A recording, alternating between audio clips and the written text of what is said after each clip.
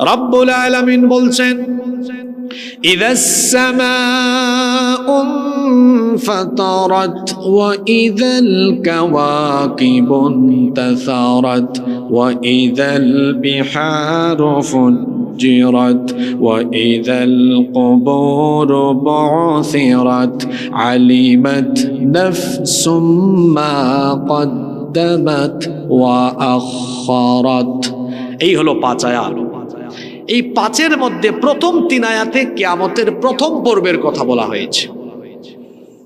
কিয়ামতের ঘটনা ঘটাবার জন্য আল্লাহ একজন বিশেষ ফেরেশতা বানিয়েছেন। সেই ফেরেশতার নাম হলো ইসরাফিল। জোরে বলেন তো, সেই ফেরেশতার নাম কি? এই ফেরেশতাকে আল্লাহ আদেশ করবেন, সিংহাধ্বনি বাজাও। জুমার দিনে সূর্য যেদিন পশ্চিম দিগন্ত থেকে উদিত হবে, সেই দিন হবে কিয়ামতের দিন। সেদিন আল্লাহ ওই ফেরেশতাকে বলবেন, তুমি সিংহাধ্বনি বাজাও। এই সিংহার বিকট ধ্বনি এতটাই বিভৎস হবে যে প্রথম সিংহার ফুৎকারে পরিস্থিতি কি হবে, এই সূরার প্রথম 3 আয়াতে আল্লাহ বলেছেন। প্রথম ফুৎকারের পরে দেখা যাবে আসমান, আমাদের মাথার উপরে যে আসমান আছে, এই আসমান যিনি বানিয়েছেন, জোরে বলেন তো তিনি কে? এই আসমান দীর্ণ বিদীর্ণ হয়ে যাবে, এই আসমান ফেটে যাবে। এই আসমানের বিশালতা কত আপনি তো জানেন না। টাঙ্গাইলে আছেন, মাথা উঁচু করে যদি আপনি মাথা উঁচু করে যদি তাকান, নীল আসমান দেখবেন। ঢাকায় গেলেও মাথা উঁচু করলে নীল আসমান দেখবেন। ইউরোপে যান, আমেরিকায় যান, পৃথিবীর যেখানেই আপনি যান না কেন, মাথা উঁচু করলে নীল আসমান দেখা যায়। এর বিশালতা পৃথিবীর বিজ্ঞানও এখনো জানে না। সবচাইতে আশ্চর্যের ব্যাপার হলো রব্বুল আলামিন এই আসমানকে বড় আশ্চর্যজনক ভাবে সৃষ্টি করেছেন। এই যে প্যান্ডেল এখানে আছে, এই প্যান্ডেল আমি যদি ধরে নেই 20,000 বা 25,000 স্কয়ার ফিট, তাহলে এখানে এই 20-25,000 স্কয়ার ফিট এই প্যান্ডেল বানানোর জন্য এখানে অসংখ্য পিলার ব্যবহার করা হয়েছে। কিন্তু আমাদের মাথার উপরে এত বড় বিশাল আসমান, শূন্যের উপরে আসমান ঝুলিয়ে রাখতে আল্লাহর কি কোনো খুঁটি বা পিলারের দরকার পড়েছে নাকি? রব্বুল আলামিন কোরআনে কারীমের 13 নম্বর সূরা সূরাতুর রা'দের 2 নম্বর আয়াতে বলছেন, আল্লাহুল্লাযী রাফা'আস সামাওয়াতি বিগাইরি আমাদিন তারাউনাহা সুম্মা ইসতাওয়া আলাল আরশ। তোমাদের মাথার উপরে দৃশ্যমান কোনো খুঁটি ছাড়া, পিলার ছাড়া শূন্যের উপরে সুবিস্তৃত সুউচ্চ আসমানকে যিনি ঝুলিয়ে রেখেছেন তিনি কে? সেই আল্লাহ আসমানকে এমনি এমনি বানান নাই, একটা কারণও আমরা জানতে চাইলাম। আল্লাহ মাথার উপরে তুমি আসমান কেন স্থাপন করেছ? রব্বুল আলামিন কোরআন কারীমের 21 নম্বর সূরা সূরাতুল আম্বিয়া এর 32 নম্বর আয়াতে জবাব দিয়ে দিলেন, ওয়াজআলনাস সামাআ সাকফাম মাহফুযা। আল্লাহ তাআলা বলছেন, তোমাদের মাথার উপরে আসমানকে আমি সুরক্ষিত ছাদ বানিয়েছি। কি বানিয়েছি? The sky has been built as a roof for the protection of the earth. মাথার উপরে এই আসমানকে আল্লাহ তাআলা পৃথিবীবাসীর সুরক্ষার জন্য সুরক্ষিত ছাদ বানিয়েছেন। আচ্ছা, আপনাদের বাসা বাড়িতে ছাদ অথবা টিনের চাল আছে না নাই? কেন দিয়েছেন আপনারা? শীতকালে যেন কুয়াশা না পড়ে, গ্রীষ্মকালে যেন রোদের তাপ না লাগে, বর্ষাকালে যেন বৃষ্টি না পড়ে। যদি আপনার এই ছাদ বা চাল না থাকতো, তাহলে আপনার এই বাসা বসবাসের সম্পূর্ণ অনুপযোগী হয়ে যেত। আপনি এখানে বসবাস করতে পারতেন না। আপনার বাসা বাড়িতে যেমন আপনার সেফটি, সিকিউরিটি, প্রোটেকশনের জন্য, বসবাস করার জন্য মাথার উপরে এই বাড়িতে চাল দরকার, ছাদ দরকার, ঠিক তেমনি ভাবে সুবিশাল এই পৃথিবীতে যারা বসবাস করছে, মানুষ ছাড়াও তো এখানে পশু আছে, উদ্ভিদ আছে, প্রাণী আছে, গাছপালা আছে, এই সবার জন্য তো একটা সিকিউরিটি, একটা সেফটি এবং প্রোটেকশনের দরকার। কারণ হলো পৃথিবীর উপরিস্থিত বায়ুমণ্ডলের উপরে তো ভয়ানক উল্কাপিণ্ড আছে। কোনো একটি উল্কা যদি পৃথিবীতে পতিত হয়, পৃথিবীতে কোন একটা উল্কা যদি পড়ে যায়, তাহলে পৃথিবীর মানুষ তো দূরের কথা, আরো যা যা আছে পৃথিবীতে সব কিছু উল্কাপিণ্ড পড়া মাত্রই জলে পুড়ে ছারখার হয়ে যাবে। এগুলো যেন নিচের দিকে পতিত হতে না পারে, পৃথিবীতে আসতে না পারে, জমিনে যেন পড়তে না পারে। আল্লাহ তাআলা এই পৃথিবীবাসীর প্রোটেকশনের জন্য আসমানকে সুরক্ষিত ছাদ বানিয়ে দিয়েছেন। সুবহানাল্লাহ পড়েন। এ ধরনের আসমান কি আল্লাহ একটা বানিয়েছেন? আমরা বললাম আল্লাহ তাহলে আপনি কয়টা বানিয়েছেন? আল্লাহ কত সুন্দর জবাব দিলেন, আল্লাযী খালাকা সাবআ সামাওয়াতিন তিবাকা, তিনি 7 আসমান স্তরে স্তরে বানিয়েছেন। আসমান কয়টা? কথা বলতে হবে, জোরে বলেন কয়টা? ইসরাফিল আলাইহিস সালাম আল্লাহর হুকুম পাওয়ার পরে সিংহায় ফুৎকার দিবেন কয়বার? সবাই বলেন কয়বার? প্রথমবার সিংহায় যখন তিনি ফুৎকার দিবেন অবস্থা তখন কি হবে? রব্বুল আলামিন বলছেন, আল্লাহ তাআলা কোরআনে কারীমে কত সুন্দর করে বলছেন, وَنُفِخَ فِي الصُّورِ فَصَعِقَ مَنْ فِي السَّمَاوَاتِ وَمَنْ فِي الْأَرْضِ إِلَّا مَنْ شَاءَ اللَّهُ। আল্লাহ তাআলা বলছেন প্রথমবার যখন সিংহায় ফুৎকার দেওয়া হবে, নিকৃষ্ট চরিত্রের লোকদের উপরে কিয়ামত আপতিত হবে, তখন তাদের কানের পর্দা ফেটে গিয়ে বেহুশ হয়ে তারা মারা যাবে। এই যে আমি জানি না কতগুলো মাইক এখানে চলছে, এই মাইকের আওয়াজ আমাদের কারো কানের পর্দা ফাটাতে পারছে না। চিন্তা করেন, একটু গভীরভাবে উপলব্ধি করার চেষ্টা করেন। ইসরাফিল সিংহার মধ্যে প্রথমে ফুৎকার দিবে একবার, ওই একটা সিংহার ফুৎকারে তখন পৃথিবীতে বেঁচে থাকা প্রত্যেকটি মানুষের কানের পর্দা ফেটে গিয়ে বেহুশ হয়ে মরে যাবে। আল্লাহু আকবার! কি বিভৎস, কত সাংঘাতিক সেই সিংহার ফুৎকার! শুধু কানের পর্দা নয়, আল্লাহ তাআলা বলছেন আসমান সমূহ আর জমিন একটা ফুৎকারের পরে ধ্বংস হয়ে যাবে, লন্ডভন্ড হয়ে যাবে। আল্লাহ তাআলা সূরা মুজাম্মিলে আরো সুন্দর করে বলেছেন, ইয়াউমা তারজুফুল আরদু ওয়াল জিবালু ওয়া কানাতিল জিবালু কাসীবাম মাহিলা। পাহাড় সহ জমিন ভয়ঙ্কর ভাবে কেঁপে উঠবে, একটা সিংহার ফুৎকারে তামাম দুনিয়া একসাথে কেঁপে উঠবে, ভূকম্পন অনুভূত হবে। সূরা জিলজালের প্রথম আয়াতে আল্লাহ বলছেন, ইদা যুলজিলাতিল আরদু জিলজালাহা, যখন পৃথিবীকে প্রবল ভাবে প্রকম্পিত করা হবে। আমরা বললাম আল্লাহ কেমন হবে সেটা? আল্লাহ বললেন, ইয়া আইয়ুহান নাসুত্তাকু রাব্বাকুম ইন্না যালজালাতাস সাআতি শাইউন আযীম। হে মানুষ, তোমরা তোমাদের ওই রবকে ভয় করো যে রবের হুকুমে এমন এক ভূকম্পন অনুভূত হবে, তামাম দুনিয়া বিরাট ভূকম্পনে প্রকম্পিত হবে। মাথার উপরের আসমানগুলো ফেটে গিয়ে একটা আরেকটার উপরে ঠাস ঠাস করে পড়ে যেতে থাকবে। আল্লাহু আকবার! রব্বুল আলামিন কোরআনে কারীমের 21 নম্বর সূরা সূরাতুল আম্বিয়া এর 104 নম্বর আয়াতে আল্লাহ বলছেন, ইয়াউমা নাতাওয়িস সামাআ কাতাইয়িস সিজিল্লি লিল কুতুব। বই পড়ে ফেলার পরে কিতাবের পৃষ্ঠা যেমন গুটিয়ে ফেলা হয়, ঠিক তেমনি ভাবে আল্লাহ তাআলা 7 আসমানকে গুটিয়ে ফেলবে। এক আসমান ফেটে গিয়ে আরেক আসমানের উপরে পড়বে, এমনি করে 7 আসমান একটার উপর আরেকটা, একটার উপর আরেকটা, একটার উপর আরেকটা ঠাস ঠাস করে পড়ে গিয়ে সবকিছু লন্ডভন্ড হয়ে যাবে। আল্লাহু আকবার!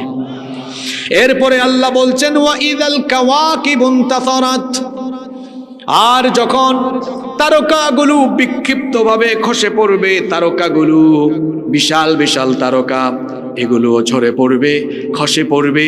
এই যে মাথার উপরে মহাশূন্যে সূর্য আছে, সূর্যের চাইতে তারকা ছোট না বড়? আসমান আছে না শেষ? জোরে বলেন, আছে না শেষ?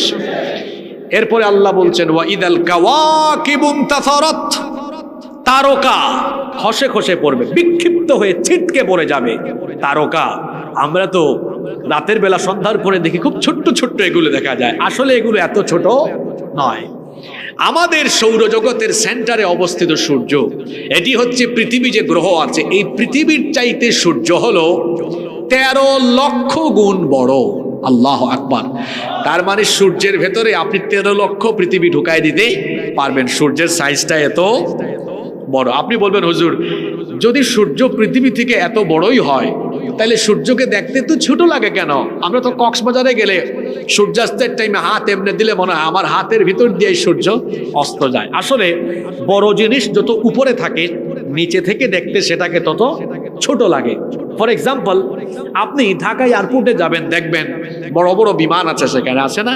যেমন বোয়িং 777, 787 বা আরো আপডেট মডেলের অনেক বিমান বিদেশ থেকে আসে না? ইমারত আছে, সৌদি এয়ারলাইন্স আছে, কাতার, কুয়েত এয়ারলাইন্স।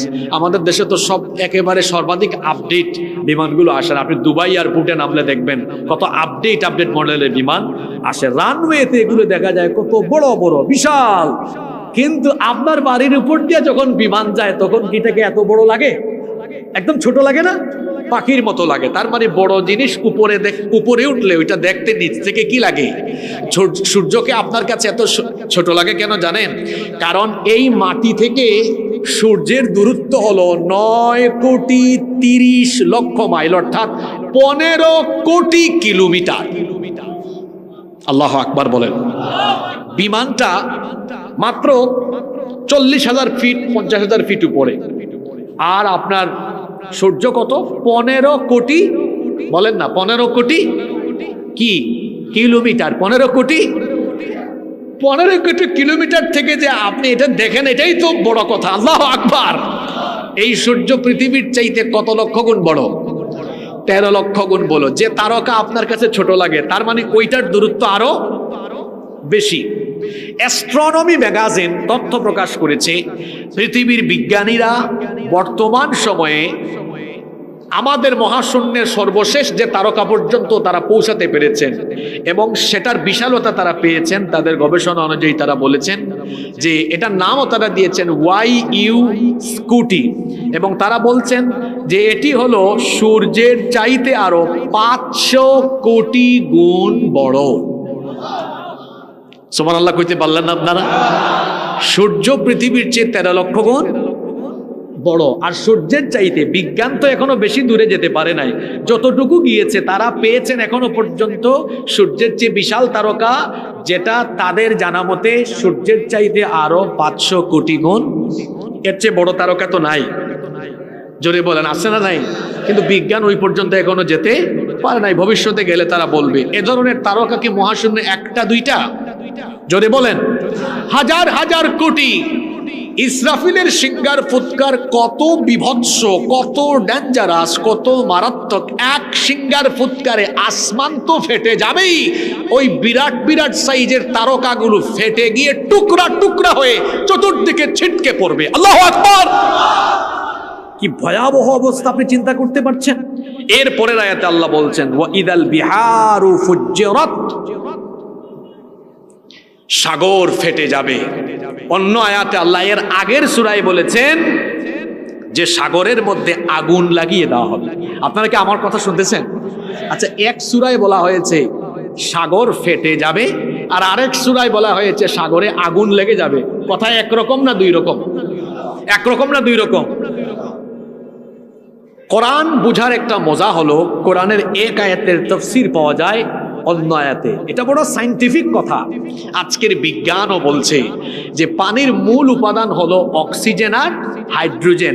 একটি জ্বালাতে সাহায্য করে, আরেকটি নিজেই জ্বলে। এই দুইটা একসাথে হলে কি হয়? দাউ দাউ করে জ্বলে ওঠে। আগেই বলেছিলাম ইসরাফিলের সিঙ্গার ফুৎকারের পরে পৃথিবীতে একটা ভূমিকম্প হবে। জোরে বলেন তো কি হবে? ইসরাফিলের সিঙ্গার ফুৎকারে যখন ভূমিকম্প হবে তখন সাগরের যে পানি আছে, পানির নিচের যে মাটি আছে, এই ভূ অভ্যন্তর এরকম আমার দিকে তাকান, ফেটে যাবে। ফেটে যাওয়ার কারণে সাগরের পানি নিচে নামবে। এখন নিচে নামার আগে কথাগুলো বুঝেন। সাগরের ভূ অভ্যন্তর ফেটে যাবে। মাটির নিচে কি? বিজ্ঞানীরা বলছেন এই ভূ অভ্যন্তরে আছে, মাটির নিচে আছে উত্তপ্ত লাভা। যা টকবক করছে, উত্তপ্ত লাভা।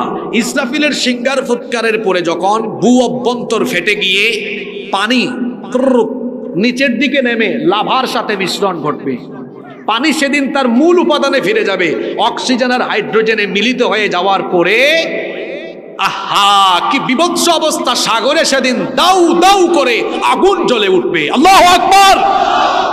এটা হলো ইসরাফিলের সিঙ্গার ফুৎকারের প্রথম ফুৎকারের পরবর্তী অবস্থা। আপনাদের কষ্ট হচ্ছে? এরপরে কি হবে? আমি তো 3 আয়াত বললাম, এরপরের 2 আয়াতে আল্লাহ বলছেন এটা হলো সিঙ্গার দ্বিতীয়বার ফুৎকারের পরবর্তী অবস্থা। প্রথম ফুৎকারের পরে আসমান জমিন যা আছে সবকিছু লন্ডভন্ড হয়ে যাবে, কিছুই থাকবে না। এজন্য আল্লাহ তাআলা বলেছেন কুল্লু মান আলাইহা ফান ওয়া ইয়াবকা ওয়াজহু রাব্বিকা যুল জালালি ওয়াল ইকরাম। সবকিছু ফান হয়ে যাবে, ক্ষয় হয়ে যাবে, লয় হয়ে যাবে, লন্ডভন্ড মেসাকার হয়ে যাবে। কেবলমাত্র একজন মহামহিয়ান সত্তা অবশিষ্ট থাকবেন, আর যিনি কেবল অবশিষ্ট থাকবেন, গলার আওয়াজ বড় করে বলেন তিনি কি? সেই আল্লাহ ছাড়া আর কিছুই থাকবে। এবার আল্লাহ বলবেন ইসরাফিল তুমি এবার সিংহায় দ্বিতীয়বার ফুৎকার দি, তোমার দায়িত্ব তুমি কমপ্লিট করো। ইসরাফিল আলাইহিস সালাম এবার দ্বিতীয়বার সিংহায় ফুৎকার দিবেন। দ্বিতীয়বার সিংহায় ফুৎকার দেওয়ার পরে পরিস্থিতি কি হবে আল্লাহ তাআলা বলছেন সূরা জুমারের ভেতরে। আল্লাহ বলছেন সুম্মা নুফিখা ফীহি উখরা ফাইযা হুম কিয়ামুন ইয়ানযুরুন। অতঃপর দ্বিতীয়বার সিংহার যখন ফুৎকার দেওয়া হবে, কবর উন্মোচিত হয়ে যাবে, কবরগুলো একটার পর একটা খুলতে থাকবে, কবর খুলে যাবে, মানুষ কবর থেকে উঠতে থাকবে। আল্লাহ এই কথা এই সূরার 4 নম্বর আয়াতে বলেছেন ওয়া ইদাল কুবুরু বুসিরাত। আর কবর খুলে যাবে। সূরা আদিয়াতে আল্লাহ বলেছেন আফালা ইয়ালামু ইযা বুসিরা মা ফিল কুবুর।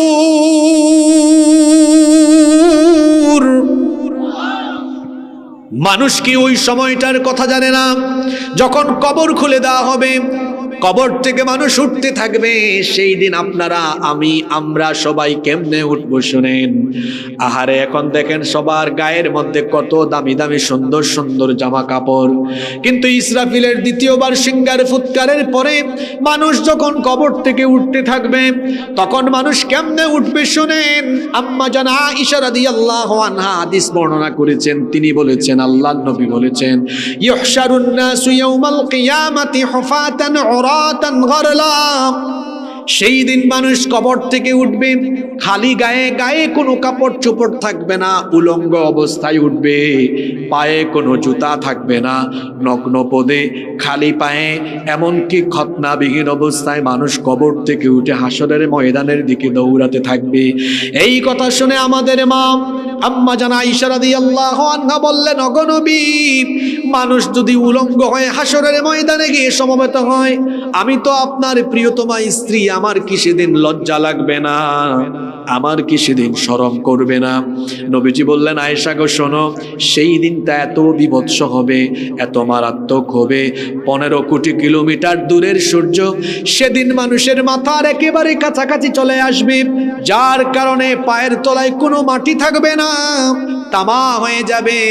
গুনাহগারদের মাথার চান্দি ফেটে মগজ উতরে উতরে গলে গলে গলে গলে বেয়ে বেয়ে পড়তে থাকবে, মুখের ভেতর থেকে জিহ্বাটা বের হয়ে কুকুরের মতো নাভিস্থল পর্যন্ত ঝুলতে থাকবে। হাসরের ময়দানে মানুষ কঠিন এক পরিস্থিতির সম্মুখীন হবে। আল্লাহর আরশের ছায়া ছাড়া কোথাও কোনো গাছপালা, বৃক্ষরাজি, তরুলতা, উদ্ভিদ কিছুই থাকবে না।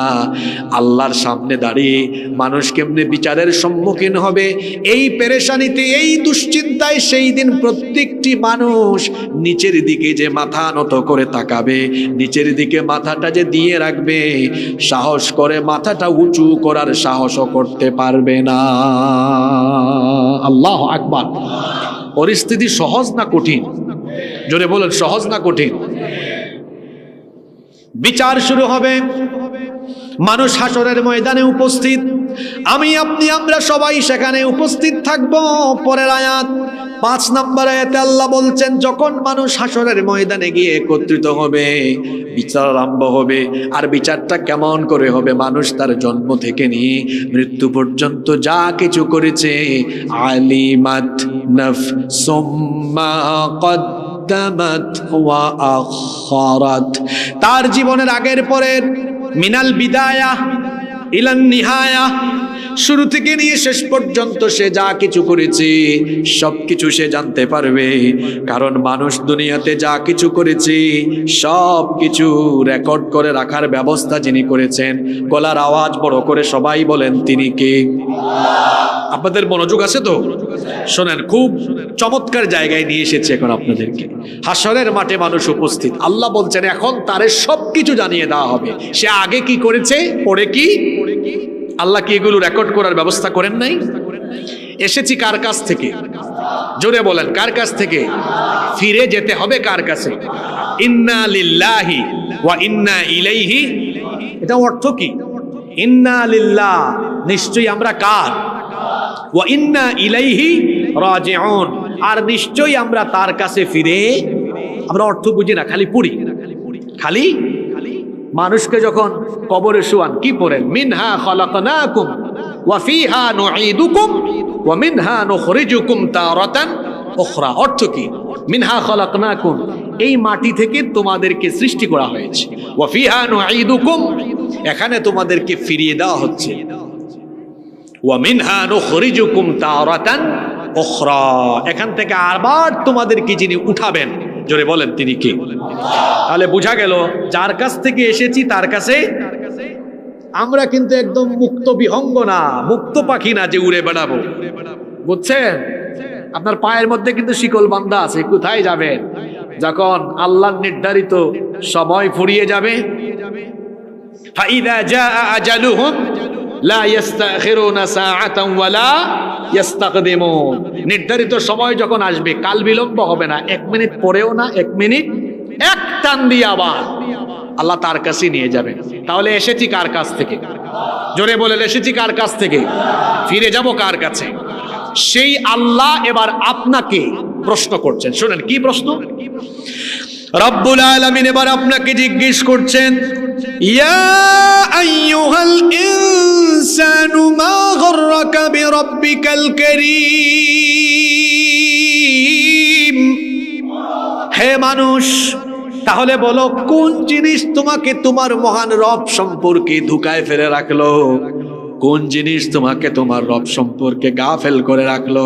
অর্থাৎ আল্লাহ বোঝাতে চাচ্ছেন, তুমি এত তামাশা করো কেন, আমার সাথে এত বেয়াদবি করো কেন, এত নাফরমানি করো কেন? তুমি তো আবার আমার কাছেই আসবে, আমি পাঠিয়েছি আমার কাছে আসবে। সুতরাং আসা আর যাওয়ার মাঝখানের এই সময়টা তুমি কিভাবে আমার ব্যাপারে গাফেল হয়ে গেলে? আজান হয় তুমি নামাজে আসো না, আমার হুকুম তুমি মানো না, আমি যেটা বলি তুমি সেটা করো না, আমি যেটা নিষেধ করলাম তুমি সেটা থেকে বিরত থাকো না। হে আমার বান্দা, তুমি বলো কোন জিনিস তোমাকে ওয়াসওয়াসায় ফেলে দিল, ধোঁকায় ফেলে দিল? তুমি আজকে মোবাইল ফোন হাতে পেয়ে ফষ্টি নষ্টি করো, তুমি আজকে যা মন চায় তা করো। বান্দারে, তুমি তো যে কোনো মুহূর্তে আমার কাছে চলে আসবে, কারণ তোমার জীবন হলো এমন, এই জীবনের নাই কোনো ওয়ারেন্টি, নাই কোনো গ্যারান্টি, এই জীবনের কোনো নিশ্চয়তা নাই। 2 সেকেন্ডে 1 সেকেন্ডের ভেতরে আমি মরে যেতে পারি। সে আল্লাহ বলছেন তুমি তো আমার কাছে আসবে, আমার কাছে তোমাকে হিসাব দেওয়া লাগবে। তাহলে কেন তুমি আমার সম্পর্কে এত গাফেল হয়ে গেলে? কেন তুমি আমার বিধিবিধানকে অবহেলা করো? কেন তুমি আমার সাথে নাফরমানি করো? অথচ আমি তোমার সেই আল্লাহ। আল্লাহ পরের আয়াতে বললেন, আল্লাযী খালাকাকা ফাসাওয়াকা ফাআদালাক ফি আইয়ি সূরাতিন মা শাআ রাক্কাবাক। অথচ আমি তোমার সেই আল্লাহ। আল্লাহ তার পরিচয় দিচ্ছেন, যিনি তোমাকে সৃষ্টি করেছেন। শুধু সৃষ্টি করেননি, তিনি তোমাকে সুঠাম এবং সুসামঞ্জস্যপূর্ণ করেছেন। আল্লাহ বলছেন, বান্দা তুই কেমনে আমার সাথে নাফরমানি করিস, কেমনে আমার বিধান তুই লঙ্ঘন করিস, অথচ তুই কিছুই ছিলে না, আমি তোকে কিছু একটা বানালাম, আমি আল্লাহ তোকে সৃষ্টি করলাম, তোর মনে নাই? তুই ভুলে গিয়েছিস, শয়তানের খপ্পরে পড়ে তুই আমার ব্যাপারে গাফেল হয়ে গিয়েছিস। বান্দা মনে করে দেখ, আল্লাহ কোরআনে কারীমের ৭৬ নম্বর সূরা সূরাতুল ইনসানের প্রথম আয়াতে আপনাকে জানিয়ে দিলেন, হাল আতা আলাল ইনসানি হিনুম মিনাদ দাহরি লাম ইয়াকুন শাইআম মাযকুরা।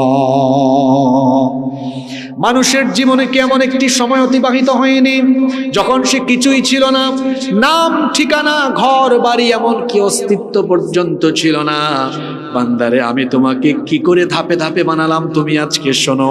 কোরআনে কারীমের ২৩ নম্বর সূরা সূরাতুল মুমিনুনের ১২ নম্বর আয়াত থেকে আল্লাহ বলছেন, ওয়ালাকাদ খালাকনাল ইনসানা মিন সুলালাতিন মিন طين ثم جعلناه نطفة في قرار مكين ثم خلقنا النطفة علقة فخلقنا العلقة مضغة فخلقنا المضغة عظاما فكسونا العظام لحما। আল্লাহ তাআলা বলছেন, অবশ্যই আমি মাটির নির্যাস থেকে তোমাদেরকে সৃষ্টি করেছি। বান্দা শোনো, তুমি কিভাবে এসেছো? এখন তোমার ওজন ৬০ কেজি ৭০ কেজি, এখন তুমি ৫ ফুট ৬ ইঞ্চি ৭ ইঞ্চি ৮ ৯ ইঞ্চি অথবা ৬ ফিট ১-২ ইঞ্চি। শোনো বান্দা, কোথায় ছিলে, কিভাবে তুমি আসলে? বান্দা শোনো, পুরুষের ১ ফোঁটা স্পাম, ১ ফোঁটা শুক্রাণু, আর মহিলাদের অভাব, এই দুটোর কম্বিনেশনে আমি আল্লাহ তোমাকে বানানো আরম্ভ করলাম। কেমনে বানালাম? বান্দা শোনো, এমন ১ ফোঁটা নাপাক পানি থেকে আমি তোমাকে বানিয়েছি। এত বড়াই, এত বাহাদুরি, এত অহংকার তোমার, তুমি কিসের বাহাদুরি করো, কিসের অহংকার করো? অথচ তোমাকে আমি সৃষ্টি করেছি এমন ১ ফোঁটা নাপাক পানি থেকে, যে নাপাক পানি বের হয়ে গেলে মানুষের উপর গোসল ফরজ হয়ে যায়। এইরকম ১ ফোঁটা নাপাক পানি থেকে এই দুর্বল মানুষকে যিনি বানানো শুরু করেছেন তিনি কে? মানুষ সৃষ্টিগতভাবেই দুর্বল, খলিকাল ইনসানু দাঈফা, দুর্বল করে তাকে বানানো হয়েছে। কেমনে আল্লাহ বানিয়েছেন? আল্লাহ বলছেন, তোমার পিতার ১ ফোঁটা স্পাম, ১ ফোঁটা শুক্রাণু, সুম্মা জাআলনাহু নুতফাতান ফি করারিম মাকিন, তোমার মায়ের জরায়ুর ভিতরে সুরক্ষিত আধারে সুরক্ষিত জায়গায় আমি স্থাপন করলাম। তারপরে সেই শুক্রাণুকে আমি ধীরে ধীরে করে জায়গুটি রূপান্তর করে সেটাকে আমি জমাট বাঁধা রক্তে পরিণত করলাম। অতঃপর সেই জমাট বাঁধা রক্তকে আমি গোশতপিণ্ড বানালাম। তারপরে সেই গোশতপিণ্ডকে বড় একটা হাড্ডিতে রূপান্তর করলাম। অতঃপর সেই হাড্ডির উপরে গোশতের পোশাক আমি সেট আপ করে দিলাম। তখনও তোমার কান, নাক, ঠোঁট, হাত, পা কিচ্ছু ছিল না। তখন আমি আল্লাহ তোমার চক্ষু, তোমার কান, তোমার নাক, তোমার ঠোঁট, তোমার হাত, তোমার পা কেমনে দিলাম শোনো। গরুর মতো দিলাম না, ছাগলের মতো দিলাম না, হাতির মতো দিলাম না। লাকাদ খালাকনাল ইনসানা ফি আহসানি তাকওয়িম।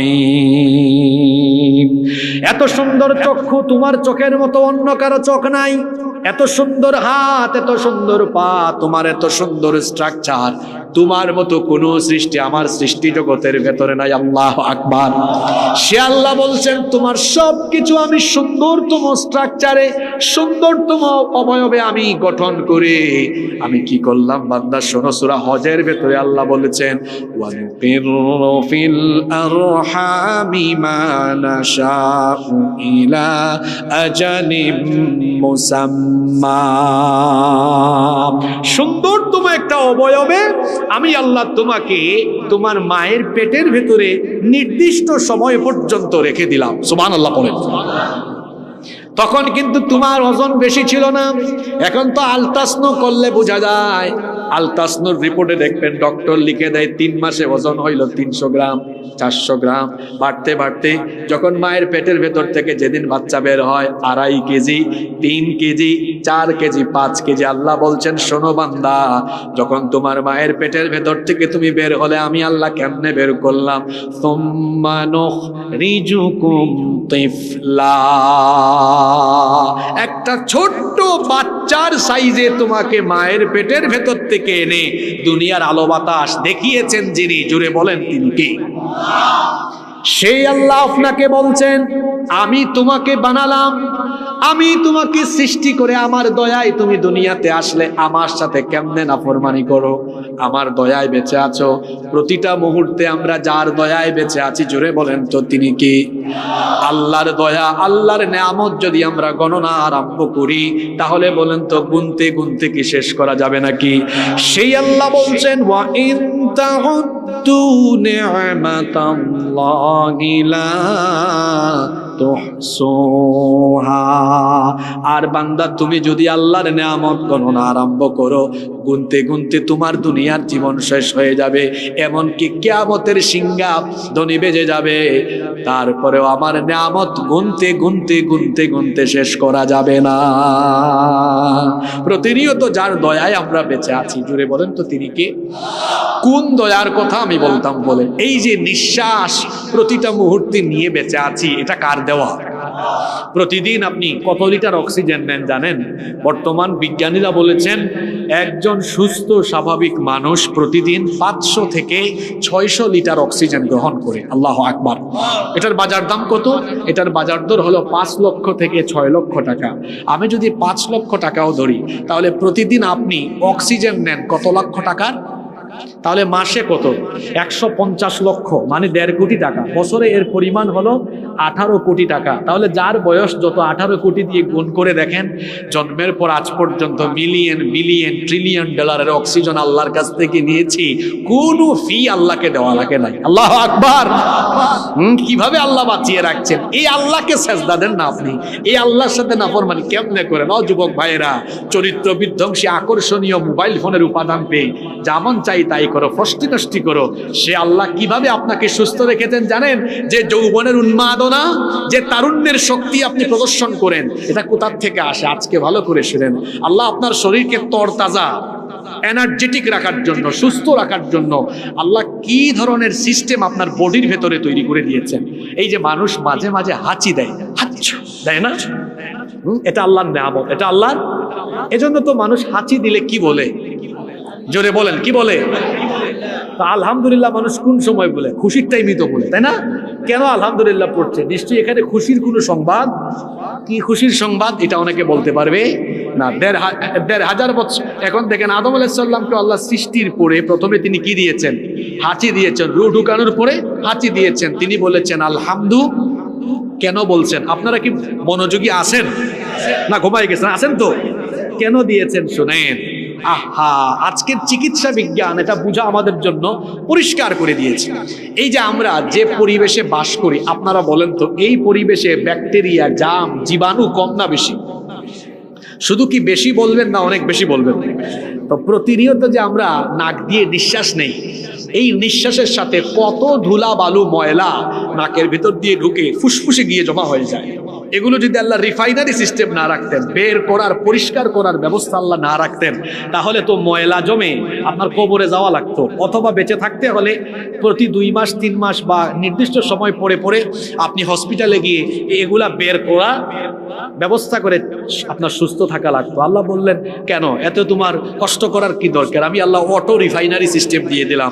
তোমার ভেতরে যতই ময়লা যাক না কেন, তুমি হাঁচি দিবা। হাঁচি দিলে কি হবে? আজকে চিকিৎসা বিজ্ঞান বলছে মানুষ যখন হাঁচি দেয়, এক হাঁচির সাথে 160 মাইল বেগে তার নাকের ভেতর দিয়ে বাতাস বের হয়। আল্লাহু আকবার। মোটরসাইকেল চালানো চালক ভাইরা বলেন তো আপনাদের গতিবেগ কত?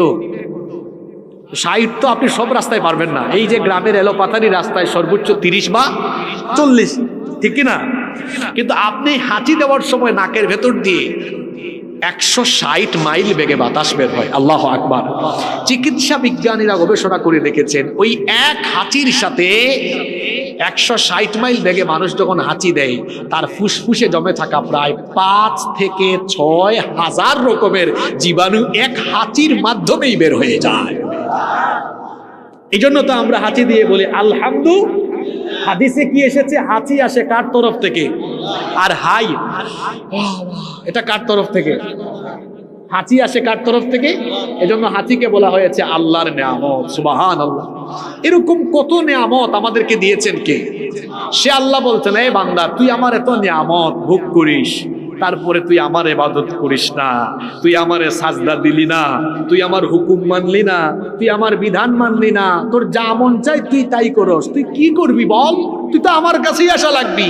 সে আল্লাহ আপনাকে জিজ্ঞেস করছেন, ইয়া আইয়ুহাল ইনসান মা গররাকা বিরাব্বিকাল কারীম, কোন জিনিস তোমাকে তোমার মহান রব সম্পর্কে গাফেল করে রাখলো? অথচ তিনি সৃষ্টি করেছেন, তিনিই সুঠাম এবং সুসামঞ্জস্যপূর্ণ করেছেন। এমনকি ফি আইয়ি সূরাতিম মা শাআ রাক্কাবাক, তিনি যেভাবে চেয়েছেন। আপনার নাক আপনার বাপের মতো হবে, আপনার চোখ আপনার মার মতো হবে, আপনার ফেস আপনার চাচার মতো হবে। আল্লাহ বলছেন, আমি যারে যেভাবে চেয়েছি তারে ঠিক সেইভাবে বানিয়েছি। সুবহানাল্লাহ।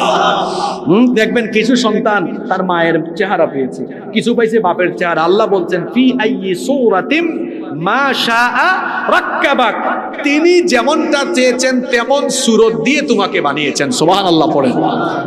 সেই আল্লাহ আপ করছেন। তাহলে বলো বান্দা, আমি বানালাম, আমি নিয়ামত ভোগ করালাম, তুমি আমার দয়ায় বেঁচে আছো, কেন তুমি তাহলে আমার সাথে নাফরমানি করো? আল্লাহ প্রশ্ন করে এরপরে আল্লাহ বলছেন, এর কারণ হলো তুমি দুনিয়াতে শয়তানের খপ্পরে পড়েছো, যে শয়তান তোমাকে শিখিয়েছে খাও দাও মজা করো, দুনিয়াটা মস্ত বড়। তুমি আসলে পরকালকে বিশ্বাস করো না। তুমি মনে করো না যে আল্লাহর সামনে দাঁড়িয়ে বিচারের সম্মুখীন হওয়া লাগবে, আল্লাহ একদিন হিসাব নিবেন। এই অনুভূতি তোমার হৃদয়ে তুমি ধারণ করো না, লালন করো না বলে তুই শয়তানের খপ্পরে পড়ে পাপ করো, গুনাহ করো। আচ্ছা, আপনারা আমাকে বলেন তো, আল্লাহর সামনে দাঁড়িয়ে আমাকে হিসাব দেওয়া লাগবে, এটা যদি কেউ ভেতর থেকে ফিল করে, ওই ব্যক্তি কি এক ওয়াক্ত নামাজ কাজা করবে?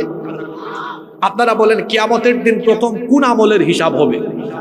জোরে বলেন, কোন আমলের হিসাব হবে? তো আমার একটা প্রশ্ন কমন প্রশ্ন ফাঁস হয়ে গেছে। প্রশ্ন কি হয়ে গেছে? ফাঁস। অনেক জায়গায় পরীক্ষা হয় না, এসএসসি এইচএসসি পরীক্ষা, পরীক্ষার্থী জানে না প্রশ্ন কি আসবে। জানে কিন্তু আমরা কিয়ামতের প্রথম প্রশ্ন জানি। আল্লাহ প্রশ্ন ফাঁস করে দিয়েছেন, আউট করে দিয়েছেন। প্রথম প্রশ্ন হবে কিসের ব্যাপারে? জোরে বলেন, কিসের ব্যাপারে? এতগুলো মানুষ এখানে আসছে, অনেকে এশার নামাজটা পড়ে আসে নাই। কেন আসে নাই? তার অন্তর দিয়ে এটা ফিল করে না যে আমি যে মরে যাব, মরার পরে আল্লাহ জীবিত করে আবার বলবেন, এই হিসাব দেয়, হিসাব দে। এটা ভেতর থেকে সে ফিল করতে পারে। আমরা মরার পরে আল্লাহ আবার জীবিত করতে পারবেন কিনা? আসতে বললেন কেন? পারবেন কিনা? ভাবতে পারে, হুজুর কেমনে পারবেন? আমাদের গুরুস্থানে কবরস্থানে দেখি 100 বছর আগের মানুষ মরে গিয়েছে, কবর খুঁড়েন তো কিছুই পাবেন না, পচে গেছে, গলে গেছে। আল্লাহ এটারে কেমনে আবার জীবিত করবেন? না, এটা আল্লাহর দ্বারা সম্ভব না, অসম্ভব।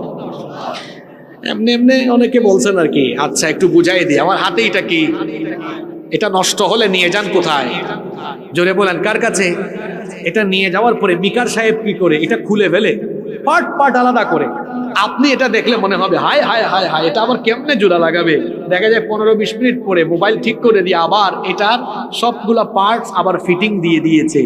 দেয় কি দেয় না? তাহলে এই মিকারের মাথায় খোলা, কথাটা বুঝেন, খোলা ফিটিংসের জ্ঞান দিয়েছেন কে? আল্লাহর দেওয়া জ্ঞান ব্যবহার করে মানুষ যদি খোলা আর ফিটিংস দিতে পারে, তো জ্ঞানদাতা মহামহিয়ান আল্লাহ, তিনি বুঝি আপনার মতো দুর্বল মানুষের শরীরের পার্টস খুলে খুলে সব আলাদা হয়ে গেলে এগুলারে আবার জোড়া দিয়া আবার জীবিত করা আল্লাহর দ্বারা খুব কঠিন। কঠিন কঠিন বিশ্বাস হয়? তাহলে নামাজ ছাড়লেন কেন? তাহলে সুদ খাইলেন কেন? তাহলে ঘুষ খাইলেন কেন? তাহলে মোবাইল হাতে নিয়ে আজে বাজে ভিডিও দেখেন কেন? গুনাহ করেন কেন? পাপ করেন কেন? আল্লাহ বলছেন তুমি মুখে বলো, তুমি কিয়ামত হাসর বিচার হবে, কিন্তু এটা বিশ্বাস করো না। আল্লাহ বলছেন কাল্লা, পরের আয়াত, কখনো নয়। বাল তুকাযযিবুনা বিদ্দীন, তোমরা ইয়াউমুদ্দিন অর্থাৎ বিচার দিবস, কৃতকর্ম দিবসকে তোমরা অস্বীকার করো। সে আল্লাহ বলছেন অস্বীকার করে কোনো লাভ নাই, অবশ্যই সেই বিচার দিবস আসবে। আর তোমরা দুনিয়াতে যা কিছু করেছো তার হিসাব হবে। এখন বলতে পারো যে আল্লাহ দুনিয়াতে আমি যা কিছু করেছি সব কিছু আপনি কেমনে জানবেন? আল্লাহ বলেন তুমি কি মনে করেছো বান্দা? আফা হাসিবতুম আন্নামা খালাকনাকুম আবাসান ওয়া আন্নাকুম ইলাইনা লা তুরজাউন। মানুষ কি মনে করেছে অযথাই নিরর্থক তাকে সৃষ্টি করা হয়েছে, তারা কি আমার কাছে ফিরে আসবে না? সে মনে করেছে আমি যাই করি আল্লাহ সব এগুলো জানবেন কেমনে? সেই আল্লাহ বলছেন শোন বান্দা, তুই কি মনে করেছিস আমি তোকে গোয়েন্দা ছাড়া, তত্ত্বাবধায়ক ছাড়া তোরে একা একা ছেড়ে দিয়েছি নাকি? আল্লাহ পরের আয়াতে বলছেন না রে বান্দা শোন, তোর সাথে আমি কেমনে গোয়েন্দা লাগিয়ে দিয়েছি শুনে নে। ওয়া ইন্না আলাইকুম লাহাফিযিন, আর নিশ্চয়ই তোমাদের জন্য তত্ত্বাবধায়ক ফেরেশতা নিয়োগ করা হয়েছে, তোমাদের জন্য দারোয়ান, দারোগা ফিট করে দেওয়া হয়েছে, দারোগা তোমাদের সাথে নিযুক্ত করে দেওয়া হয়েছে। আমরা বললাম আল্লাহ তাদের নাম কি? কারা কারা? আল্লাহ বললেন তাদের নাম হলো কিরামান কাতিবিন। বলেন তাদের নাম কি? কিরামান। জোরে বলেন। আপনাদের সাথে আমার সাথে সবার সাথে দুইজন আছে, এদের নাম কিরামান। জোরে বলেন কিরামান। আমরা বললাম আল্লাহ এই দুইজন আমাদের কোন দিকে আছে? সামনে না পিছনে, ডানে না বামে? কত সুন্দর আল্লাহ জবাব দিয়ে দিলেন, ইয ইয়াতালাক্কাল মুতালাক্কিয়ানি আনিল ইয়ামিনি ওয়া আনিশ শিমালি কাঈদ মা ইয়ালফিযু মিন কওলিন ইল্লা লাদাইহি রাকীবুন আতীদ। সে আল্লাহ বলছেন ডানে আর বামে দুইজন ফেরেশতা বসে তোমাদের আমলনামা গ্রহণ করে। একজন আছে ডানে, আরেকজন আছে। ডানের ফেরেশতা তোমাদের ভালো আমলগুলো লিখে, মাহফিলে এসেছো লিখেছে, নামাজে গিয়েছো সেটা লিখেছে। আর বামের ফেরেশতা তোমাদের বদ আমল লিখে, কোথায় চুরি করেছো, ডাকাতি করেছো, জিনা করেছো, বদমাইশি করেছো, কোথায় কোন আকাম কুকাম করেছো, সব বামের ফেরেশতা লিখে। বান্দা তুমি কি মনে করেছো তোমার জবান দিয়ে কোনো কথা বের হবে আর আমি আল্লাহ সেটা রেকর্ড করব না? এমনটা তো হতে পারে না। মা ইয়ালফিযু মিন কওলিন ইল্লা লাদাইহি রাকীবুন আতীদ। আল্লাহু আকবার। কি কথা আল্লাহ বলছেন? মানুষের জবান থেকে এমন কোনো কথা বের হয় না যা ফেরেশতা রেকর্ড করে রাখে। সব রেকর্ড হচ্ছে। এই জন্য জাহান্নামীরা আশ্চর্য হবে, আশ্চর্য হয়ে তারা কিয়ামতের দিন আমলনামার দিকে তাকিয়ে বলবে, প্রত্যেকের হাতে কিয়ামতের দিন আমলনামা দিবেন কে? জাহান্নামীরা অবাক হয়ে আমলনামার দিকে তাকায় বলবে, মালি হাদাল কিতাব। একটু আয়াতের প্রথম থেকে টান দিয়ে আল্লাহ বলেছেন, ওয়াউদিআল কিতাবু ফাতারাল মুজরিমিনা মুশফিকিনা মিম্মা ফীহি ওয়া ইয়াকুলুনা ইয়া ওয়াইলাতানা মা লিহাদাল কিতাব। আমলনামা রেখে দেওয়া হবে, ফাতারাল মুজরিমিন, অতঃপর জাহান্নামীরা সেটা দেখবে। মুশফিকিনা, দেখার পরে তাদের অন্তর ভীতবিহ্বল হয়ে যাবে। ইয়াকুলুনা, তারা বলবে, ইয়া ওয়াইলাতানা, আফসোস, দুর্ভাগ্য আমার, মা লিহাদাল কিতাব, এটা কেমন আমলনামা? লা ইউগাদিরু সগীরাতান ওয়ালা কাবীরাতান ইল্লা আহসাহা, আমার জীবনের ছোট বড় কোনো কাজই তো বাদ নাই, সব এখানে লেখা আছে। ছোটটাও লেখা আছে, বড়টাও লেখা আছে, প্রকাশ্যে করেছি এটাও লেখা, গোপনে গোপনে আমি যা করেছি, হায় হায় হায়, আমি তো আমার বেডরুমে দরজা বন্ধ করে দিয়ে আমার গার্লফ্রেন্ডের সাথে ফষ্টি নষ্টি করেছি, আমি তো দরজা বন্ধ করে দিয়ে আজে বাজে ভিডিও দেখেছি, এটা আমার মা বাপ ভাই বোন কেউ জানতো না, এখন দেখি এটাও সেখানে লেখা হয়েছে। আল্লাহ বলছেন, ওয়া ওয়াজাদু মা আমিলু হাদিরা ওয়া লা ইয়াযলিমু রাব্বুকা রাব্বুকা আহাদা। বান্দা যা করেছে সব সে হাজির দেখবে, সব তার সামনে উপস্থিত থাকবে। ওয়ালা ইয়াযলিমু রাব্বুকা আহাদা, তোমার রব সেদিন কারো উপরে কোনো ধরনের জুলুম করবেন। আল্লাহর বিচারে কোনো জুলুম আছে? আমাদের বিচারে জুলুম আছে। 500 টাকা দিয়া অনেক সময় দেখবেন গ্রামে গঞ্জে অনেকে বিচার ফয়সালা সালিশ করে না, করে বেশি জিনিস থাকে না, 500 টাকা বেশি বলে ফেলছি। গ্রামে গঞ্জে অনেককে বেনসন সিগারেট দেওয়া বিচারের রায় উল্টায় দেওয়া যায়, যায় কিনা বলেন? 200 টাকা 300 টাকা দিলে করা যায়। মানুষ তার বিচারে অনেক সময় প্রহসন করে, অবিচার করে, জুলুম করে, নিরপরাধীকে অপরাধী বানিয়ে সাজা দেয়, আবার অপরাধীকে নিরপরাধী বানিয়ে ছেড়ে দেয়। এমন চিত্র বলেন সমাজে আছে না নাই? আছে না নাই? ভালো মানুষ ফাঁসি দিয়ে দেয়, অপরাধী তাকে জেলখানা থেকে বের করে দেয়। এরকম নজির পৃথিবীতে আছে কিনা? জোরে বলেন আছে কিনা? আল্লাহ বলছেন ওয়ালা ইয়াযলিমু রাব্বুকা আহাদা, তোমার রব এরকম কোন জুলুম করেন। বিচার আরম্ভ হয়ে যাবে, হাসরের ময়দান, 2 দল হবে সেই দিন। এখন তো অনেক দল, দল আর দল, কিন্তু আল্লাহ বলছেন আমার বিচারের দিনে দল হয়ে যাবে 2টা। জোরে বলেন কয়টা? ফারিকুন ফিল জান্নাতি ওয়া ফারিকুন ফিস সাঈর। এক দল হবে জান্নাতি, আরেক দল হবে জাহান্নামী। এবার আল্লাহ বলছেন জান্নাতি কারা আর জাহান্নামী কারা? পরের আয়াত থেকে আল্লাহ বলছেন ইন্নাল আবরারা লাফি নাঈম ওয়া ইন্নাল ফুজ্জারা লাফি জাহিম। নিশ্চয়ই পুণ্যবান, সৎকর্মশীল, নেককার বান্দারা নেয়ামতের ভেতরে থাকবে। নেককার বান্দারা আল্লাহর জান্নাতের নেয়ামতের ভিতরে থাকবে।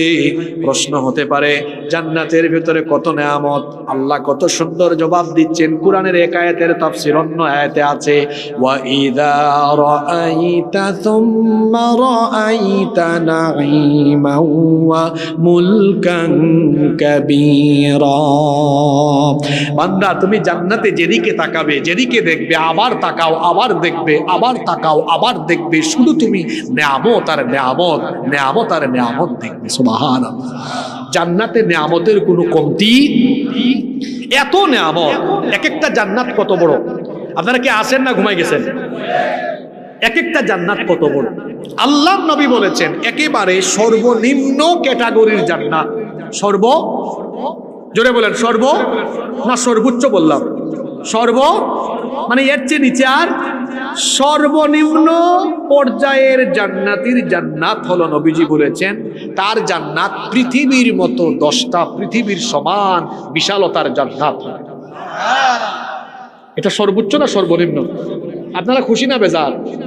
আচ্ছা, আপনাদের ঘর, আপনাদের বাড়ি, আপনাদের এলাকায় জায়গা জমির হিসাব আপনারা স্কোয়ার ফিট দিয়ে করেন, শতক, বিঘা, কানি, গন্ডা কিভাবে করেন? হ্যাঁ, শতক। আপনার বাড়ি মনে করেন 10% জায়গার উপরে এরিয়া, তা আপনার বাড়ির চৌকাঠ কয় ফুট? কথা বলছেন না কেন আপনারা? কয় ফুট চৌকাঠ বুঝেন না?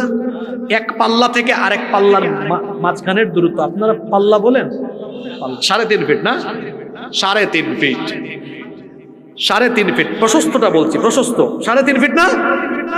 তো জান্নাত যদি সর্বনিম্নটাই 10টা দুনিয়ার সমান হয়, তো চৌকাটের মাঝখানের প্রশস্ততা কি 3.5 ফিট হবে? কত তাইলে? আল্লাহর নবী বলেছেন কত? আল্লাহর নবী বলেছেন জান্নাতি, সর্বনিম্ন জান্নাতির জান্নাত, এত বড় জান্নাত, দরজার 2 পাল্লার মাঝখানের প্রশস্ততা, ব্যাপকতা হবে সৌদি আরবের মক্কা সিটি থেকে বাহরাইনের হাজার সিটি। গুগল ম্যাপ সার্চ করে দেখেন, গুগল ম্যাপের ডিস্টেন্স হলো 1200 কিলোমিটারের বেশি। তার মানে জান্নাতের এক দরজা থেকে আরেক দরজার মাঝখানের এই প্রশস্ততা হলো 1200 কিলোমিটার ব্যাপকতার সমান। আরো আসতে বলেন সুবহানাল্লাহ। এই জান্নাতে বান্দা ঢুকবে। জান্নাতের বিল্ডিং গুলো তার জন্য কেমন? আমাদের ঢাকা শহরের বিল্ডিং যেমন, তাই তো? কেমন? আল্লাহর নবী বলেছেন লিবনাতুম মিন যাহাবিন ওয়া লিবনাতুম মিন ফিদ্দাহ ওয়ামালাতুহাল মিসকুল আদফার ওয়া হাসবাউহাল লুলু ওয়াল ইয়াকুত ওয়া তুরবাতুহাজ জাফরান। নবীজি বলেছেন স্বর্ণ আর রৌপ্যের ইটের গাঁথুনি দিয়ে জান্নাতের দেয়াল প্রস্তুত করা হয়েছে। সিমেন্ট আর বালুতে কোনো দুর্গন্ধ নাই, মেশকে আম্বরের সুগন্ধ, ইয়াকুত আর মতির পাথর ব্যবহার করা হয়েছে, ইটালিয়ান টাইলস নয়, জাফরান দিয়ে জান্নাতের ফ্লোর সাজানো হয়েছে। সুবহানাল্লাহ। ফার্নিচার আসবাবপত্র কেমন? মানুষের কল্পনার চাইতেও সুন্দর, স্বর্ণরৌপ্য খচিত। শুধু তাই নয়, জান্নাতীরা জান্নাতে যাবে সবুজ সবুজ আসনে, সুউচ্চ আসনে হেলান দিয়ে জান্নাত অবলোকন করবে, ঝর্ণার কলকল ধ্বনি শুনবে। জান্নাতীরা জান্নাতে ঢোকার পরে আল্লাহ তাদেরকে মেহমানদারি করবেন। সর্বপ্রথম জান্নাতীদের সামনে মাছের কলিজা ভুনা করে পরিবেশন করা হবে। এখানেই শেষ নাকি? তারপরে চিকেন আছে, মাটন আছে, বারবিকিউ আছে, ফিশ আছে, সেখানে বারবিকিউ ডিনার পার্টি পর্যন্ত হবে, সব আছে।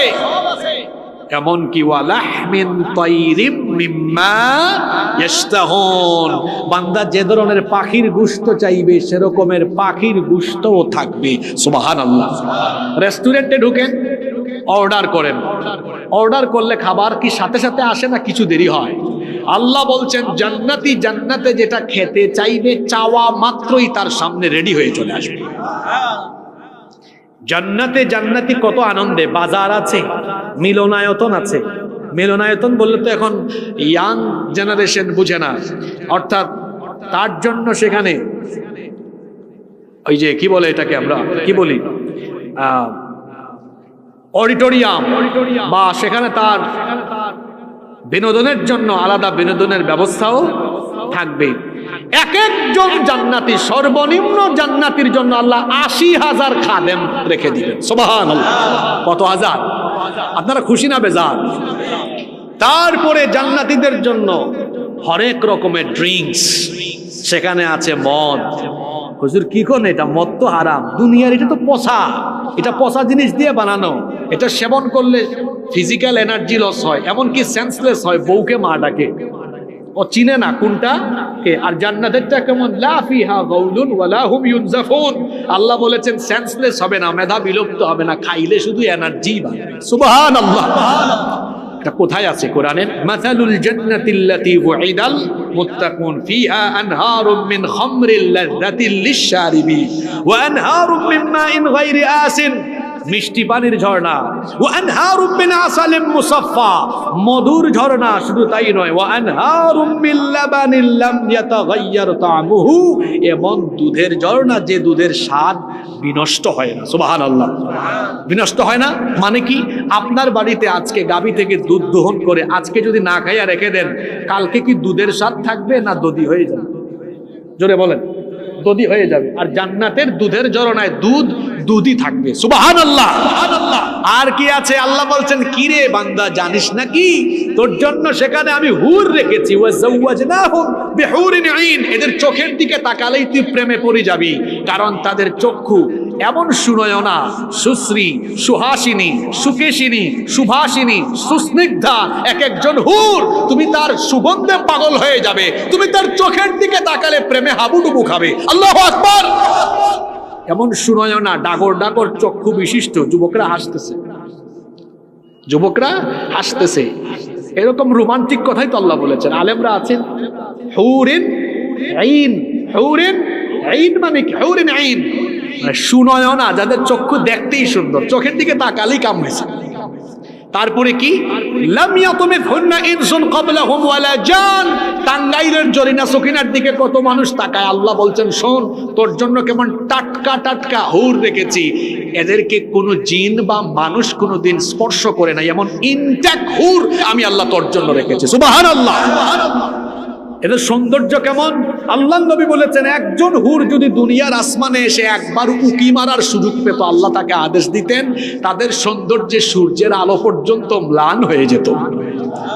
এরা যদি তাদের আঁচল একটু নাড়া মারত দুনিয়ার আসমানে এসে, এরকম একটু নাড়া মারত, একটু হালকা করে, আল্লাহ নবী বলেছেন দুনিয়ার পূর্ব থেকে পশ্চিম পর্যন্ত মেশকের সুগন্ধিতে ভরে যেত। সুবহানাল্লাহ। কি নেই জান্নাতে? হ্যাঁ নেই, তিনটা জিনিস জান্নাতে নাই। কয়টা জিনিস নাই? আপনারা বলবেন হুজুর এত জিনিস আছে আবার নাই কোনটা? এক নাম্বার, জান্নাতে কোনো গ্যাস্ট্রিক নাই, আলসার নাই, ক্যান্সার নাই, পেটে ব্যথা, মাথা ব্যথা, কোনো ধরনের রোগ বালাই। দুই নাম্বার, জান্নাতে কোনো বুড়া হওয়ার সুযোগ। এই যে আমার চাচা দাদা চুলদারি পেকে গিয়েছে, আল্লাহ আপনাদেরকে জান্নাতে দেওয়ার সময় 30 বছরের যৌবন দিয়ে জান্নাতে ঢুকায় দিবেন, সুবহানাল্লাহ। আরেকটা জিনিস জান্নাতে নাই, তিন, কোনো মৃত্যু, কোনো মৃত্যু, কোনো মৃত্যু সেখানে লা ইয়াদুকুনা ফিহাল মাউত, লা ইয়াদুকুনা ফিহা ইল্লাল মাউতাতাল উলা। দুনিয়ার মতো মৃত্যু আর সেখানে হবে। এই রকম নিয়ামত কাদের জন্য? কাদের জন্য? এই সূরা আল্লাহ বলছেন ইন্নাল আবরারা লাফি নাঈম। এই নিয়ামত হলো শুধু নেককারের জন্য। জোরে বলেন কার জন্য? তাহলে দুনিয়ায় নেক করার দরকার আছে না নাই? সবচাইতে বড় নেক আমলের নাম হলো নামাজ। সবচেয়ে বড় নেক আমলের নাম কি? ফরজ নামাজ যে ছেড়ে দেয় সে কবিরা গুনাহ করে, এমনকি সে কুফরিতে নিমজ্জিত হয়ে যায়। আল্লাহর হাবিব বলেছেন মান তারাকা সালাতাম মুতাআম্মিদান ফাকাদ কাফারা। যে ব্যক্তি ইচ্ছে করে নামাজ ছেড়ে দেয় সে আল্লাহর সাথে কুফরি করে। বাইনাল আবদি ওয়া বাইনাল কুফরি তারকুস সালাত। আল্লাহর বান্দা আর কাফিরের মধ্যে পার্থক্য হলো নামাজ ছেড়ে দেওয়া। আমরা মুমিন না অন্য কিছু? দেখছেন সাহস করে কইতে পারে নাই তারা, আমরা মোমেন না অন্য কিছু? কয় হুজুর কোয়া লাগবে নাকি? আমার বাপ না আমি রাখছে আব্দুল মোমেন। আমার দেশে অনেক মানুষের নামের সাথে কামের কোনো মিল। বাবা নাম রেখেছে ফজর আলী, এই ফজর আলীর ফজর হয় না, প্রতিদিন ঘুম থেকে 10টায় উঠে। নাম রেখেছে জোহর আলী, জোহরের নামাজে যায় না। নাম রেখেছে রমজান আলী, রমজান মাসে দুপুরবেলা গাঞ্জা টানে। নাম রেখেছে কুরবান আলী, সামর্থ্য আছে কুরবানি। নাম হলো ইমান আলী, ইমান আলীর সব কাজে বেঈমানি। এরকম আছে না নাই? কয় হুজুর আমি তো মুমিন, এটা কি বলা লাগবে? আমার নাম শুনে আপনি বুঝেন না? আপনার নাম আইডি কার্ডে আব্দুর রহমান, আব্দুল কুদ্দুস, আবুল কালাম যেটাই থাকুক না কেন, নামাজ ছেড়ে দিলে আল্লাহর খাতায় মুমিন হিসাবে রেজিস্ট্রেশন করতে পারবেন না। যে ব্যক্তি নামাজে যায় না তার দুর্বল ইমান তো তারে ঘর থেকে বের করে মসজিদে আনতে পারে না। এর দুর্বল ইমান তারে কেমনে জান্নাতে নিবে? হুর তো বহুত দূরে, অত জান্নাতের গন্ধ, জান্নাতের গন্ধ। আপনারা জান্নাত চান কি চান না? এবার একটা আশার বাণী শোনায়, খালি দুঃখের কথা বললে তো হবে না। যুবকরা চায় হুজুর একটু আশা দেন, আশা আশা। যুবক ভাইরা আশা চান না? একটু আশা দিয়ে দিই। আশাটা কি? আপনারা জান্নাত চান কি চান না? জোরে বলেন চান কি চান না? দেখছেন হাত উঠাই ফেলছে, হাত নামান। আল্লাহ দিতে চান, দিতে চান। এই জন্য আল্লাহ একবার না, দুইবার না, তিনবার না, চারবার না, 5 বার বলেন আপনাকে আয় না নামাজে, তোর সাথে একটু কথা বলি, একটু তোর সাথে প্রেমের আলাপ করে তুই আমারে সাজদা দিবি, আর যাওয়ার সময় আমার কাছ থেকে জান্নাতের চাবিটা নিয়ে নিবি। সুবহানাল্লাহ। জান্নাতের চাবি হলো, জান্নাতের চাবি হলো, এই চাবিটা দেওয়ার জন্য আল্লাহ আপনাকে কয়বার ডাকে? আপনার প্রতি আল্লাহর মায়া কম না বেশি? মায়া কম হলে তো একবার ডাক দিত। ডাক দেয় কয়বার? এখানে একটা বিল্ডিং আছে, এটাতে ঢুকতে চান যদি আপনি, এটা যদি তালা দেওয়া থাকে আপনি ঢুকতে পারবেন? আল্লাহ তো জান্নাত আপনার জন্য বানায়া রেডি করে রাখা দিছে, আপনি ঢুকবেন। ওই যে দরজাই বললাম, মক্কা থেকে এই কি বলে, মক্কা থেকে হাজার শহর পর্যন্ত, বাহরাইনের হাজার সিটি পর্যন্ত এত বিশাল প্রশস্ত স্যার, গেট রেডি, শুধু তালা দেওয়া আছে। আল্লাহ বলতেছেন আয় না, আয়। ডেইলি কয়বার? ডেইলি কয়বার? আয় না, আয় 5 বার আয়, আমার কাছে আয়, আমারে সাজদা দে, মসজিদে আয়, আমার কাছে হাজিরা দে, আর যাওয়ার সময় তোর জন্য যে রেডি করে রাখছি ওই জান্নাতের চাবিটা আমার কাছ থেকে নিয়ে নে। সুবহানাল্লাহ। যুবক ভাইরা সেই চাবি আনতে প্রতিদিন নামাজে যেতে হবে কয়বার? কয় হুজুর আমি এখন কেন যাবো? চুলদারি পাকুক, সাদা হোক, তারপর যাবো। আপনি যে চুলদারি আপনার পাকবে এর কোনো নিশ্চয়তা আছে? নিশ্চয়তা আছে? Keep in your mind, there is no serial of death. মৃত্যুর কোনো সিরিয়াল যে পরে আসছে সে আগে চলে যেতে। তাইলে আমরা আজ থেকে নামাজ ছাড়বো না, এই ওয়াদা আল্লাহর সাথে করা যায়? ওয়াদা, ওয়াদা কারা কারা রাজি? হাত তুলে। ইমাম সাহেব হুজুর আপনি দেখা রাখেন, বলেন আল্লাহ আমাদেরকে কবুল করে। হাতগুলো নামান। তাইলে আল্লাহ জান্নাতের নিয়ামত রেখেছেন কাদের জন্য? নেককারদের জন্য। আমি বলছিলাম বিচারের দিনে ভাগ হবে কয়টা, দল হবে কয়টা? এক দলের পরিচয় পেয়ে গেলাম, আর এক দল কোনটা আল্লাহ পরের আয়াতে বলছেন, ওয়া ইন্নাল ফুজ্জারা লাফি জাহিম। আর পাপাচারীরা, দুরাচারীরা, বদকার ব্যক্তিরা জাহিমে থাকবে। আমরা বললাম আল্লাহ জাহিম এটা কেমন জায়গা? সূরা নাজিয়াতে আল্লাহ জবাব দিয়ে দিলেন, ফাআম্মা মান তাগা ওয়া আসারাল হায়াতাদ দুনিয়া ফাইন্নাল জাহিমা হিয়াল মাওয়া। দেখছেন কুরআনের একটা আয়াতের ব্যাখ্যা অন্য আয়াতে কত সুন্দর দেওয়া হয়েছে। আল্লাহ বলছেন অতএব যারা আল্লাহর সাথে সীমা লঙ্ঘন করে আর দুনিয়ার জীবনকে প্রাধান্য দেয়, প্রায়োরিটি দেয়, ফাইনাল জাহিমা হিয়াল মাওয়া, জাহিম জাহান্নাম তাদের আবাসস্থল রেখেছেন কে? তাহলে এই দুনিয়ায় কোনো ধরনের বদ কাজ, পাপের কাজ করা যাবে না। আমাদের জন্য দুনিয়াটা বড় নয়। আল্লাহ বলছেন বাল তুতিরুনাল হায়াতাদ দুনিয়া ওয়াল আখিরাতু খায়রুন ওয়া আবকা। তোমরা দুনিয়ার জীবনকে প্রাধান্য দাও, তো আখিরাত হলো তোমাদের জন্য উত্তম আবাসস্থল। সেই আখিরাতের জন্য এই দুনিয়াকে তোমরা আমার পথে কাজে লাগাও। এই যে কিয়ামতের দিন ভাগ হয়ে যাবে কয়টা? আস্তে বলবেন না, জোরে বলেন কয়টা? আল্লাহ বলছেন এই দুই দলের এক দল জান্নাতে, আরেক দল জাহান্নামে যাবেই যাবে। পরের আয়াতে আল্লাহ বললেন ইয়াসলাউনাহা ইয়াউমাদ্দিনি ওয়া মা হুম আনহা বিগাইবিন। তাদেরকে বিচার দিবসে সেখানে প্রবেশ করানো হবে, সেখানে তারা কেউ উপস্থিত থাকতে পারবে না। এবার আল্লাহ প্রশ্ন করছেন ওয়া মা আদরাকা মা ইয়াউমুদ্দিনি সুম্মা মা আদরাকা মা ইয়াউমুদ্দিন। অতএব আপনি কি জানেন বিচার দিবস কি? প্রশ্নটা গুরুত্বপূর্ণ, এজন্য আল্লাহ দুইবার করেছেন সুম্মা মা আদরাকা মা ইয়াউমুদ্দিন। অতঃপর আপনি কি জানেন বিচার দিবস কি? আল্লাহ নিজে প্রশ্ন করে নিজেই জবাব দিয়ে দিলেন। সেই দিনটা হলো এমন, ইয়াউমা লা তামলিকু নাফসুন লিনাফসিন শাইআন ওয়াল আমরু ইয়াউমা ইযিন লিল্লাহ। সেই দিন কেউ কারোর জন্য কোনো কিছু করার ক্ষমতা রাখবে না। সেই দিন অথরিটি, সভরেন্টি, ক্ষমতা একমাত্র যার হাতে থাকবে তিনি কে?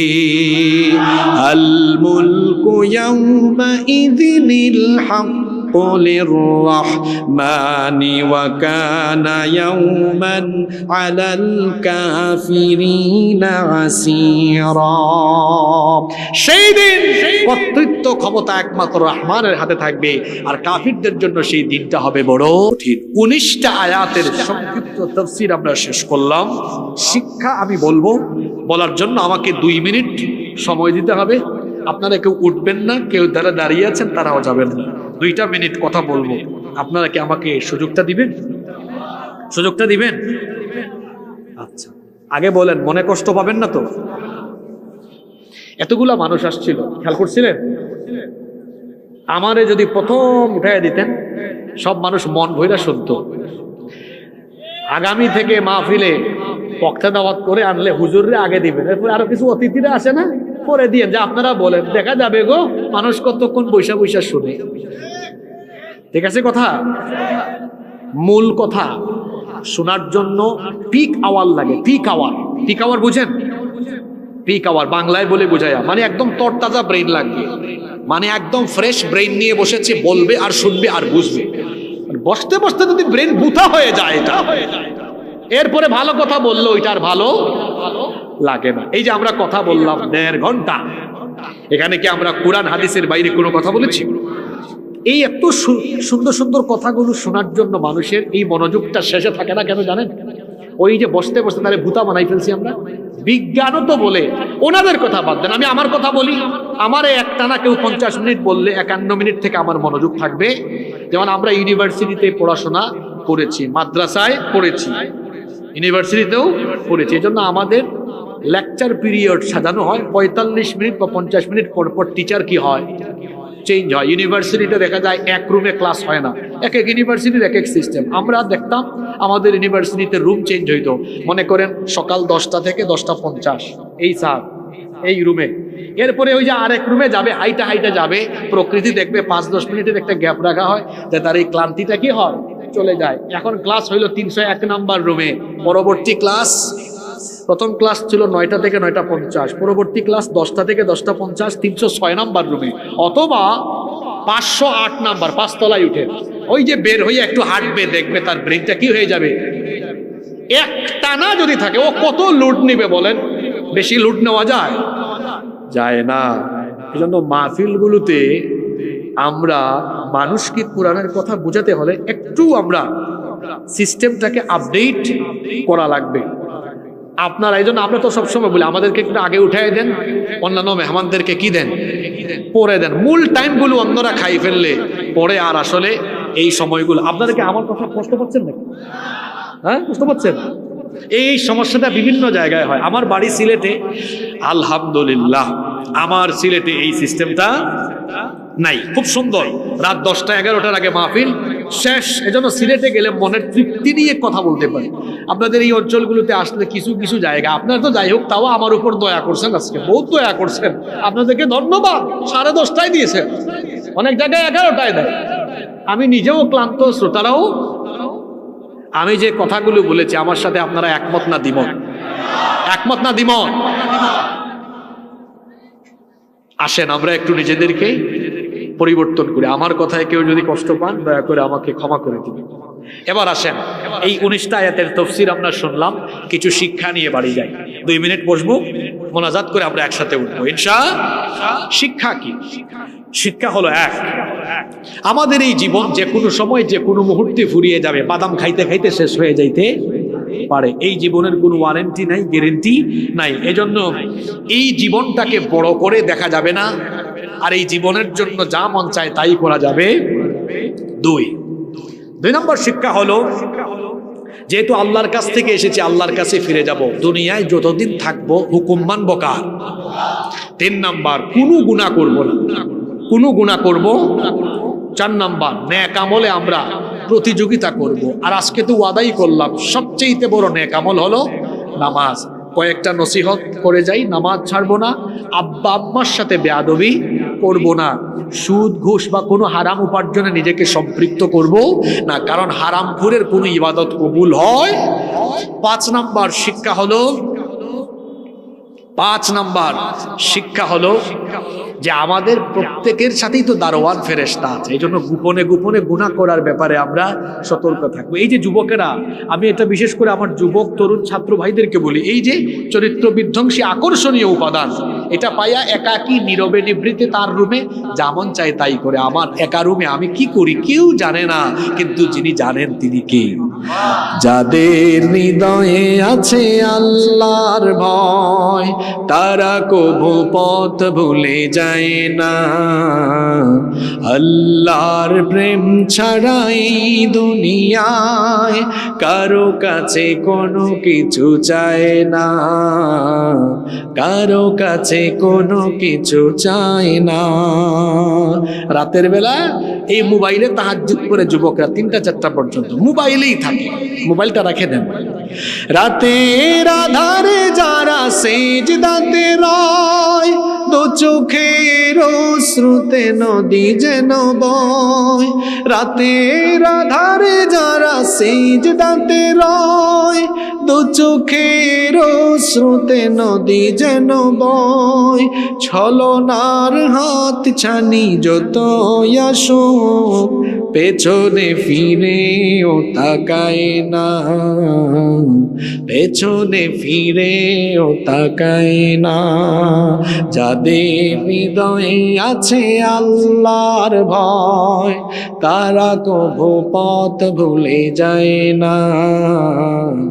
আল্লাহর প্রেম ছাড়াই দুনিয়ায় কারো কাছে কোনো কিছু চায় না। কারো কাছে কোনো কিছু চাই না। রাতের আধারে সাজদা দিব কাকে? আল্লাহ তৌফিক দেন। এই 5টা শিক্ষা নিয়ে আমরা যদি বাস্তব জীবনে কাজে লাগাতে পারি, তাহলে এত টাকা খরচ করি মাহফিলের আয়োজন সফল হবে, সার্থক হবে ইনশাআল্লাহ। সূরা ইনফিতার থেকে যত কথা বলেছি, আল্লাহ আমাদের সবাইকে আমল করার তৌফিক দান করেন।